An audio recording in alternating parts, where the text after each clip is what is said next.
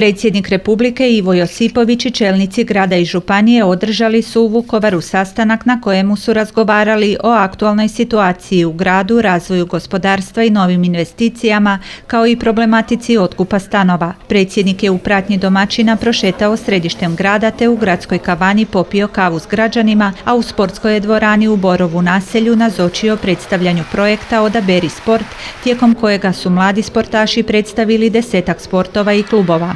Projekt provode Ministarstvo zdravstva i socijalne skrbi, Ured za suzbijanje zlouporabe droge, Hrvatska olimpijska akademija, Udruga Pokret aktivan i zdrav i grad Vukovar s ciljem kontinuiranog vježbanja i druženja mladih kako bi stekli pozitivnu naviku vježbanja od rane mladosti do duboke starosti, usvajajući zdrave stilove života. Potporu vukovarskim sportašima dale su i dogradonačelnica Dubrovnika Tatjana Šimić-Bonačić i sportska novinarka Milka Babović. Predsjednik je boravak u Vukovaru završio posjetom izvozno orijentiranoj tvornici gornjih dijelova obuće Anđelo, koja uspješno posluje unatoč krizi i zapošljava 95 djelatnika, među kojima je čak 90% žena.